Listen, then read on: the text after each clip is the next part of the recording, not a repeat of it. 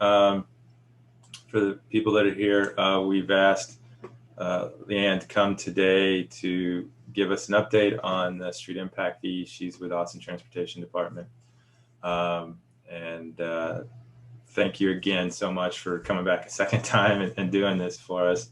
I know I've gotten a lot of questions from our members about this, so I was hoping we have a better turnout, but I think it'll be nice to, as you said, have this recording to send it out to everyone. So thank you. Absolutely. Well, hi, and and since we're a smaller group, please, if there are questions, I have slides, but we can always pause and do those during the presentation. So if there's something, I'm not going to be able to probably see the chat. So if there's something that's coming up, David, maybe you could pop in and interrupt me. But this will be a briefing on the street impact fee ordinances that the City Council adopted back in December. My name is Leanne Conti, and I am a program manager with the Austin Transportation Department. I started working on this project back in 2016 when City Council approved funding in ATD's budget to pursue a consultant contract to develop the impact fee study that's required by state law to enact a program and ordinances. So I've been kind of with this project since the beginning, and we're now moving from the kind of development stage into the implementation stage. And so I can give you a little bit of background on the ordinance development and what is there, what got adopted, and then what we are doing when it comes to implementation. So impact, I'll just cover impact fees in Texas. I pretty much mentioned all this already, so I'll skip ahead. Okay, so impact fees in Texas are authorized by Local Government Code Chapter 395 for water, wastewater, stormwater, and roadway infrastructure. The City of Austin had a program for water and wastewater infrastructure that's managed by Austin Water, our water utility, that they've had since early 90s. And so we were pursuing the roadway program with this study. And as I mentioned, it requires the code requires a study to establish the fees. And so that's the first thing that we did was develop that study. And the impact fee is a charge on new development in order to fund expansions to infrastructure or new infrastructure necessitated by new development. So it's this a program authorized by the state for growth to pay for the infrastructure needed to serve it. So the study started back in 2016. We worked with an impact fee advisory committee that was already in effect because they were advising Austin Water on the water wastewater programs. So their council appointed body. So we started working with that group and developed the first phase of the study, which was service areas and land use assumptions. So really, what are the growth projections? And then we developed the roadway capacity plan in coordination with the city's transportation plan that was going on at the same time. That's called the Austin Strategic Mobility Plan that y'all are probably familiar with. And so that coordination allowed for those kind of new roadway improvements to be adopted by council through the ASMP as well. And then we started the policy review phase, policy development and review phase in 2020 that culminated with 3 readings at City Council and adoption on December 10th, 2020. So the study itself contains the service areas, and this is a concept that is established in state law that we didn't really have to deal with water and wastewater because their service area is the entire area of the utility. But for roadways, the state says that to establish a nexus between developments and their impacts, we need to define the distance kind of or boundaries of a specific area that the impact would be within. And so they define that as 6 miles, and we interpreted that as a 6-mile diameter. So no point within one area is bigger than, from point to point is larger than 6 miles. And so that results in 17 different areas within Austin that fees are generated and must be spent within. So those, you can kind of see that map, and that's not super easy. I can send you guys a link where you can pull this up in like a more of like an interactive map to see those areas. And they don't really align with any existing boundaries like council districts or any zip codes or anything like that. They're unique to this study. And then the growth projections for residential and employment growth over a 10-year period are in the study. And then those roadway capacity plan improvements. So those are things like new roads, expansions of existing roadways, access management projects, and intersection improvements like turn lanes and signals. And then the fee essentially calculates what would be the maximum accessible fee based on these assumptions of what new capacity is needed and what growth is projected. And so that's kind of the upper bounds that the city council had in their policy discussion. So one thing that I want to point out, as AIA, I'm sure, is interested in the kind of the design of streets, and something that has also been happening concurrently with these with the ASMP and the street impact fee is the update to our transportation criteria manual and the street design standards that would go with these projects. And so the ASMP established a new roadway table from the AMATP old roadway table, updated that and with new right-of-way requirements, and those are based on these kind of updated street standards. And so y'all may have seen the draft when it was published, draft TCM when it was published back in the fall for a comment period, and we're going to be coming back with another public comment period here in the next few weeks on the TCM. And so you can see those kind of multimodal streets are what's part of the roadway capacity plan. So while the impact fee is really based on the roadway capacity, the other elements of the street are part of the project as well. And that was important to council because they wanted to see that multimodal vision. So we met with, in the policy development phase, we met with a lot of different groups, including AIA, to hear some feedback about what are people's concerns and goals for a program like this. And we heard, in general, things like concerns about smaller and infill development and the impacts of this program that may be hitting those developments that previously weren't doing TIAs or having any sort of transportation mitigation. Also wanting to make sure that we're continuing to encourage accessory dwelling units and not disincentivizing house scale multifamily and missing middle housing. That's a big council priority as well. Wanted to make sure that we were considering equity and historic underinvestment in different areas and how that may affect the infrastructure that's there today. And then making sure that there were some sort of reductions for affordable housing within the program, meeting our ASMP goals of multimodal 50-50 mode share, and then considering the economic environment of the pandemic especially, and wanting growth to pay for the infrastructure needed to serve it. So those were some of the major sentiments that we heard through the policy development phase. And then we got to the ordinances. So what ended up making it in was into two different ordinances. And I'll go over these in a little bit more, but one, I call it the code ordinance because it amends the land development code, chapter 25-6, which is the transportation chapter. It adds an article 9. And this is basically all of the enabling language for the impact fee program. And then there's an accompanying ordinance, which I call the fee ordinance, that adopts the specific study and provides the collection fee schedule that council adopted. It also has something else called a land use vehicle mile equivalency table, which we call the LoveMet, which says for specific land uses, this is the vehicle mile demand being generated by an individual unit of that land use. So that's kind of more of like how to do the calculation of the fee. And the reason for having these kind of two ordinances is that, well, one, it mirrors what Austin Water did, which was have a code amendment and then a separate fee ordinance. And the reason is because the study has to be updated at least every 5 years. And so those collection rates could change. Really, they could change at any point, but most likely they would be changing at those 5-year increments.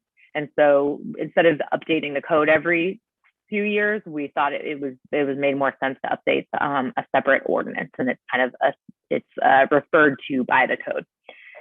So that's the structure. On the fee ordinance, I'll go through a couple of key points.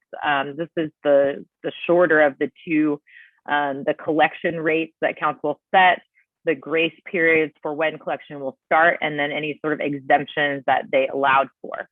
So in the fee ordinance, the collection rate schedule is noted by whether a development or a unit is residential land use or a non-residential land use. And so there are two different rates. One, the $850 per vehicle mile is the residential rate, and $1,215 per vehicle mile is the non-residential rate. There's also a table in this ordinance that has the maximum fee. This just says for different areas what the maximum fee could have been or would have been based on the study. But as you can see, none of all of those are higher than the $850 or the $1,215. And so those collection rates apply across the city. That council decided to have a common rate across the city rather than rates specific to each service area. This is another way to look at that information.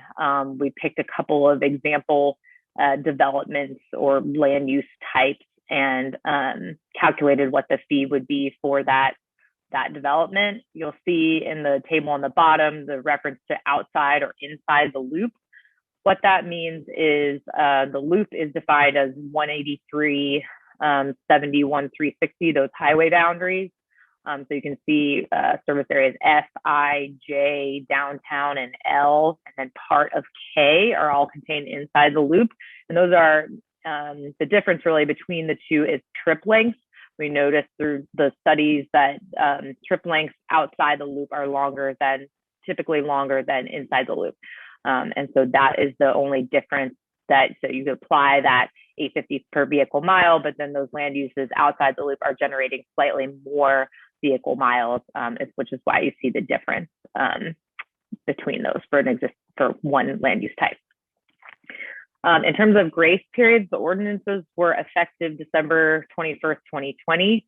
The council adopted an 18-month grace period for collection, which means that fees would not begin to be collected until June 21st of 2022. And those would occur at the building permit stage. People ask, why building permit? We say because the state law says so. And that's kind of later on in the development process. So that's the point at which the fees would actually be paid. I think the estimating and discussions with the city about what types of reductions or exemptions that you might qualify for would be happening at an earlier stage. But that's when fees would actually be collected. There is a difference for developments that had approved TIAs before the ordinances went into effect. Those have a 3-year grace period. So fees would not begin to be collected on those developments until December of 2023. So council wanted to acknowledge the fact that some people had already had assumptions based on having approved TIAs. And so they wanted to account for that. So that is about the grace periods.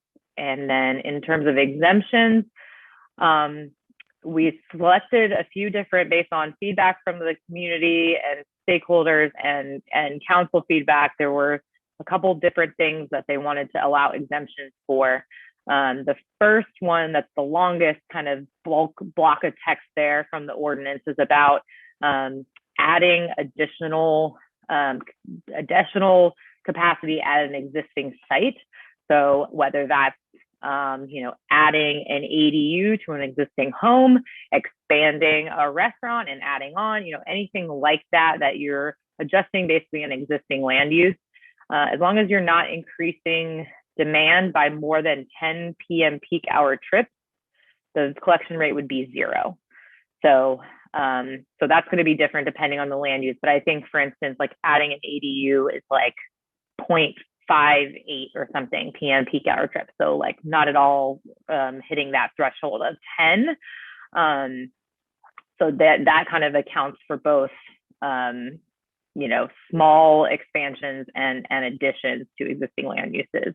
And then the next one down is about some kind of small business without drive-through facilities. So under 1,000 and under 5,000 square feet have different collection rates for certain land uses, dining, daycare, those kind of stuff that are listed there. And then for the last two, banks, so financial institutions in service areas D, G, O, and P. And we can go back and look at what they are on the map, but those are mostly on the east of I-35. And then for supermarkets in those areas, grocery stores, the collection rate would be zero based on having a deficit of those land uses in those areas. So those were kind of like the Austin specific things that council identified. So we worked with the attorneys on writing those up. And then for the code ordinance, this is the longer ordinance. It has a lot of standard language, definitions, things like that. I think the most interesting section will be the reductions and offsets for this group, of what types of reductions or offsets developments could achieve. So in terms of fee reductions, council broke those into two categories: mobility related and affordability related reductions. So the mobility ones are those where the development is doing something that is decreasing the number of trips that are being generated from the site from a mobility perspective. So things like internal capture, where sites are not actually, or trips are not actually leaving the development because the development is mixed use. So that type of internal trip capture would receive fee reductions. Also, things like transportation demand management strategies and transit proximity and parking reductions could receive fee reductions up to 20% based on the area of the city that you're in. So that's up to 60% total on the mobility reduction side. That's possible. And then, but obviously it depends on the area that you're in, right? And then on the affordability side, the state law is more prescriptive about what is allowed here. And it says that for units that meet the affordability criteria, they may be 100% reduced. So if 20% of your building is affordable units, then you can have basically a 20% reduction, or those units are 100% reduced. So what is the affordable criteria there? Is it 80% ownership? 60%? It is, that's a great question. I don't have it in front of me. I can pull it up. Excuse me. When I stopped sharing my slides so that we can look at it, because it's there's a fairly detailed section in the ordinance on this that was written by Housing and Planning. But there is, for rental and ownership, there are different rates, and I just want to be sure so I'm getting those right. And then offset. So this is a concept of having, if a developer is going to build an improvement, construct the system facility rather than pay the fee, then the amount of that improvement would be offset against their fee otherwise due. And so when I said earlier that some of this will be probably happening before the building permit stage, determining whether or not a development is going to build some infrastructure is something that may happen at the site plan stage. So you would enter into an agreement with the city, what we would call an offset agreement for, we agree to build this improvement. We think this is the cost estimate that would be deducted from. And so then when you go into, say you had a multi-phase development and that infrastructure is built up front, you essentially would have an offset bank that you would be pulling against for every building permit that goes in until that offset bank is exhausted. So that's kind of a way that we would hope maybe to see some more, rather than, I think in some developments, they're going to want to just pay the fee and move on, but in others, there may be a benefit or even a requirement to build a system facility that maybe goes right through their whole project, and then they would receive credit for that improvement.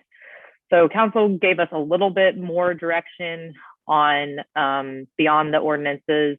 They want us to create an online tool to track revenue by each service area, and how those funds are being spent. So what are the balances? If y'all are familiar with the parkland dedication fee application, they were alluding to that. They wanted something similar to that. I wasn't familiar with that before this, but that's something that we're definitely looking at, and that this tool shall be in place by the first time we report to the impact fee on any sort of fee collection, which would be like the end of 2022.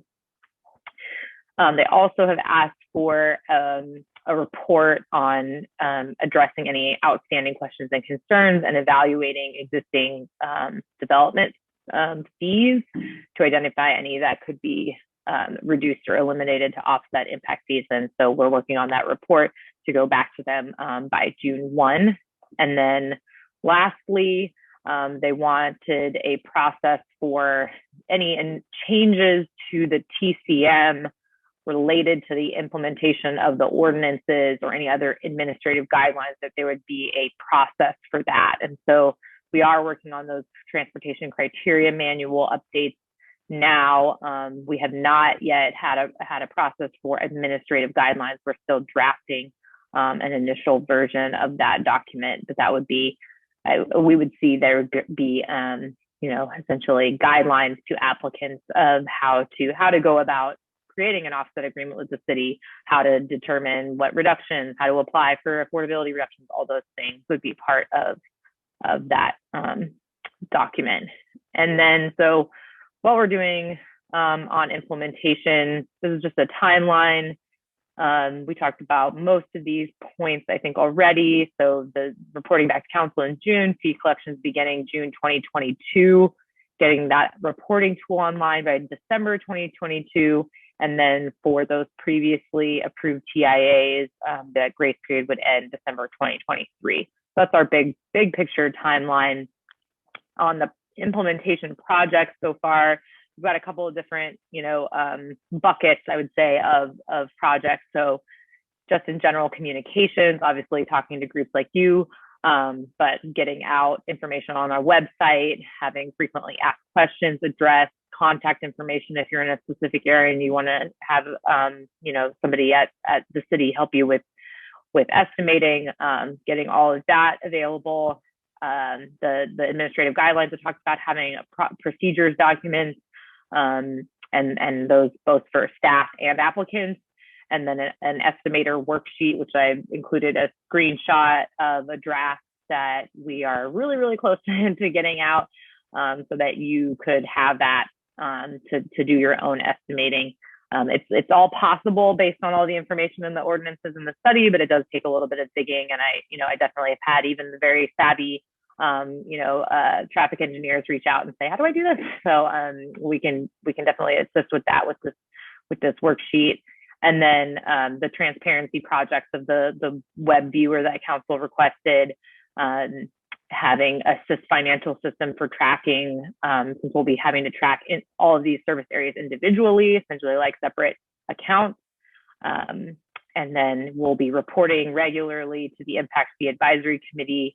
That's a stipulation of the state law. Every 6 months, that committee receives a report. And so they get those regularly from Austin Water, and then would start getting them from ATD.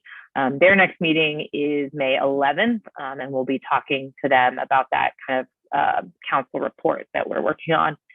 And then lastly, the roadway capacity plan prioritization. So once there are actual funds, what projects would we work on first? That's something that we want to have a prioritization process for. So we have recently hired new staff that are working on that. And that is all on the presentation, but I'm gonna jump to that website if I can. Here, I'll stop sharing that so I can pull up the ordinance itself and show y'all to answer Jason's question about the affordable housing criteria. So I'm just going to share my screen. Y'all can see that. So this is the street impact fee website, austintexas.gov/street impact fee. The study is here. These are the two ordinances that were adopted. If I remember correctly, I can't remember which one is which. Did I click the right one? Yeah, this is the code ordinance. Okay, so there's lots of stuff at the beginning. I'm going to scroll to 668, which is the section on affordability. Okay, so this is saying, to be eligible, you have to be approved by Housing and Planning. You have to have a letter, I believe, from them. So a rental unit is 60% of MFI, and an owner occupied is 80% of MFI. Must submit an application demonstrating compliance, blah, blah, blah, blah. So that goes on there. So I'm not an expert on that at all. So I can definitely get you all more information if you have questions about that from housing. Yeah, that looks like it aligns with everything else we're required to do. So basically, yeah, I just want to make sure that's what I was hoping for, was that it wasn't different than anything substantially. Yes, those are my hopes as well. We wanted to be consistent with existing city programs, and I think having the land development code, revision in its current state, we had to go with like what was currently on the books today of programs that the city works on, and so hopefully this is consistent with those. And so it sounds like it's a state law requirement that be part of the code itself and not part of like the smart housing, which is where we get all the other fee reductions. Right. Yeah. That's, you're saying like in the smart housing program, it could say, and you have an impact fee reduction based. Yeah. I have to see how that is handled with, I know water, wastewater does fee reductions too. Water and parkland are both reduced via smart housing. So smart housing. It's going to be part of that, or if this, but it looks like it's its own thing here. So I'll just be one. Yeah, that's interesting. Yeah. And it sounds like you're saying it works the same way. If you have a mix of market rate and affordable, you're just paying for the market rate units, right? Exactly. Yep.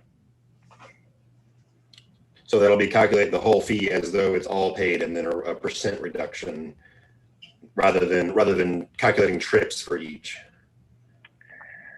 So the way that the worksheet has it would be, you're calculating all of it as though it was all market rate. And then there's a reduction section where you're subtracting out the type of units. So it's doing that math of, oh, you had 100, now there's 20 that are affordable, and it's taking those out.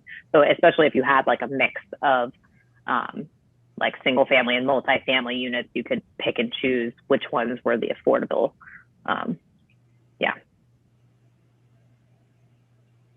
Is the worksheet published now? It is not. That's something I can add. So the worksheet is, I think it's on like a version 9, and is, we had a workshop last week. I think we're very, very close. And the goal is to have 2 work sessions or information sessions, I guess, in May to show that worksheet, walk through it, answer questions on it, and have it up online. So I think we're like, a few weeks away from that point. So I'm working with the development services team at ATD. They're going to be the ones, doing the bulk of the review. So I want to make sure that it's working for them, and then we'll get it out. The other thing I wanted to share with y'all was the map. Let me find a good link for that. While you're bringing that up, So it sounded like you said this was going to be similar to the water and wastewater, where it's going to be part of the building permitting process. So is it that similar to that, we have to pay those fees in order to get the permit approved? So they Yes, have to pay it up exactly. front? Yes. Okay. And we're working with DSD, of course, because they administer the building permits, and so working with them on exactly how that process would work. See if y'all can you get to that link that is on, should be on the city's ArcGIS online. Yeah, it worked. Okay, so that's how you would see what's in the roadway capacity plan. And so if any of those projects are near your project and you'd be interested in constructing them, then you could apply for an offset for those improvements. So that's just would be a good reference. I noticed the North Burner Gateway is shaded here. Is that because it has its own system, or?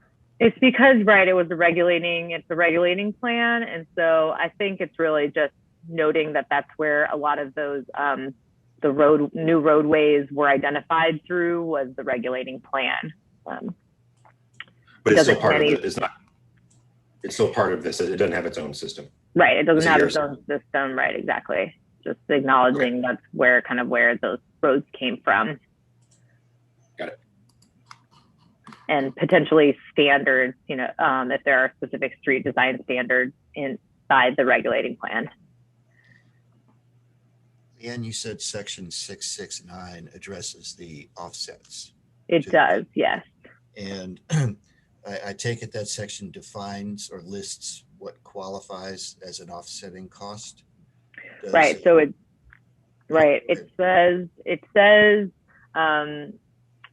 offset would be given for any of the roadway capacity plan. So basically anything that's on that map, or it says if the project qualified to be included. I think there's situations where we haven't been able to predict what new system roadway might be built by a developer, because we can't necessarily predict those maybe larger projects where I'm thinking that's more likely. And so as long as it qualifies, and I think we need to lay out exactly what that qualification is. In my mind, it's if it's a level 2 or above, if it's a new road or a new signal or intersection, things like that. But we need to spell that out so it's very clear what you might be able to apply for. Trying to see where it exactly says the wording on that. And on that note, are the offsets required to be within a certain? Do they need to be on the property or adjacent, or within a certain range, or just in the area? No, I would just within that service area. I don't think it would need to be adjacent, and so I think that comes down to what the development is wanting to do and how much of a pain it would be to go beyond your project boundaries to construct something. But that's something that we would hope for, that would be a benefit of this program, is that we might see. I don't think it necessarily benefits the city to just have funds, right? It's a benefit if the infrastructure is built with the development. That would be ideal. A related question. Often the city requires donation of right-of-way for a new road. Would that qualify? Any value of that qualify as part of an offset? It does not, because we did not include the cost of right-of-way in the study itself. So essentially it was not baked into the cost assumptions that the fee was established on. So that would be a separate cost. And so, yes, it would be that kind of, we're thinking of right-of-way plus impact fee, plus kind of any sort of like safety related pedestrian improvements that you need for your site that aren't really roadway capacity related. So if a pedestrian crossing were required, that wouldn't count. cost that wouldn't count towards the offset.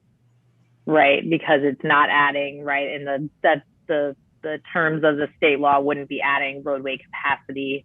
It's like a safety improvement being required. So, right, yeah, and that's why we want to make that clear, what so that it's consistent from reviewer to reviewer, and well known what would count and not. I think we all would value consistency. So yeah, absolutely. So I'm a big fan of having initially when a project's really just getting started to sit down with the Development Assistance Center and have like a big kickoff meeting. Are those planners going to get help? Are they going to help orient the applicant to take a look at this, and here's going to be a part of your development? Yeah, that's a great idea. I'm not familiar with those types of meetings, but we do have a DSD staff on our implementation team. And so I think putting that out there is something that we'd like to do, and get their help doing that would be great. I don't think we're quite there yet. But you know, in the next several months, that would make sense to me, that there would be definitely some information meetings where applicants would know about this ahead of time. Thanks for that idea. So typically, transportation only reviews the site development permit. They don't review the building permit. So does this mean they're going to start reviewing all building permits to implement this? I don't think so. I think but I hear that. And so that's what we need to work out with DSD of, you know, what needs to be reviewed at that building permit stage, what needs to be entered already by ATD staff prior to the building permit stage. Like, for instance, if a development had an offset agreement, how would we know that going into a building permit? Like, how would a reviewer know to look for that? Those kind of processes is what we're working on. Right. Okay. And we've been talking to the city of Fort Worth. They have, you know, a similar, you know, like internal application for handling all development cases and staff. And they have essentially 2 dedicated staff members in their transportation group that are doing all of the impact fee review. So that just, you know, I made sure to make that point to my management, is that this is not going to be an automated process, right? There's going to actually need to be people looking at this. So how many staff that might be that would be kind of dedicated to impact fee review. So are y'all planning on, I mean, I know it's over another year before those fees get implemented, but before that happens, are you planning on doing another kind of stakeholder outreach to help essentially train people, to let them know what the process, the DSD process will be for this? Yeah, definitely. And I think that maybe is something that William was suggesting as well, that there's going to need to be some more. I think once we have those kind of applicant procedures documents, that's when we would want to do those trainings. I think we can do the initial one with the worksheet, just like, because we know there are people right now that are like, well, I know I'm pulling my building permits after June 2022, so I need to estimate this now. And so that's why we want to get that worksheet out there. But I know that that's not all of it, right? There's more that people want to have information on. So definitely need to do some further training. Leanne, a couple more questions. One on the roadway capacity plan that you sent the link to. Yep. There are, in the legend, there are SIF roadway capacity projects and ASMP roadway capacity projects that seem to be complementary to one another. Can you help us understand the difference between those? Are the SIF roadways just the ones that the fee would go to? Yeah, here, I'm going to share my screen of the map while I talk through this, because I think you're definitely right. Very insightful. You're seeing that. So So like I'm picking this one project, right? And it says the first layer is a Austin strategic mobility plan, and it says what this cross section should be, right? And this is actually not a roadway capacity. So it's a corridor mobility improvement. So it is. Okay, so when I went to the next layer, it says project number I-37. That's a reference to the impact fee study, service area I, project 37, within that service area. And it's saying, some of the same information that you saw in the ASMP. It's just that the ASMP adopted these projects as part of the plan. And so they're basically in both places. The one place where they don't overlap is that the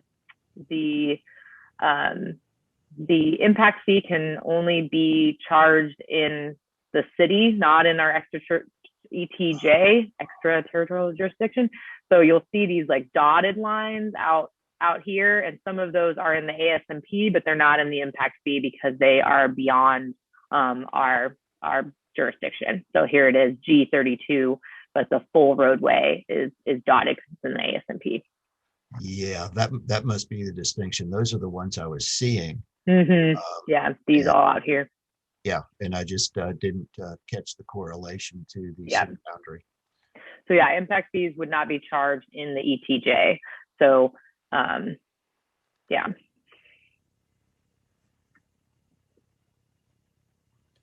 And then, the green dots are intersections, and sometimes they say signalized, and sometimes they just say intersection improvement. And that probably means it's more of a geometric improvement, not necessarily a signal.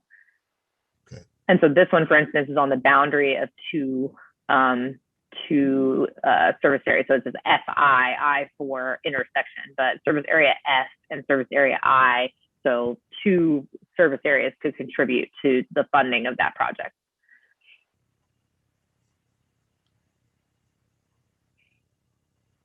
Okay, thank you. Yeah. Did anyone else have any questions for Leanne?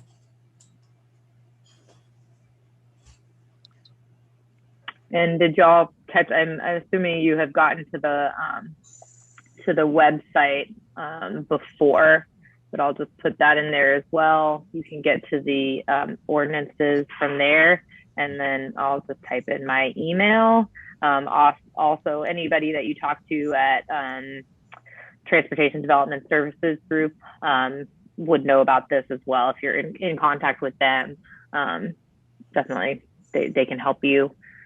But happy to help with estimates while we're working on getting that worksheet out there. Can the PowerPoint be shared? Yes. Yep, David, I'll send that to you. Okay, great. Thank you. And we're also recording this session, and we'll send that out as well. Okay, there's no more questions. Then I guess we'll go ahead and let everybody go have some lunch. Thank you, Leanne. I really appreciate your time coming today. Thank you. Thank you so much. Thank you very much. Let me know if there are further questions or anything from the AIA group, and happy to come back or have any of my colleagues come back that are more in the development review on a day-to-day basis for more technical questions. So thanks again for having me. Yeah. Thank you. Thanks. All right, thanks. Thanks, everyone.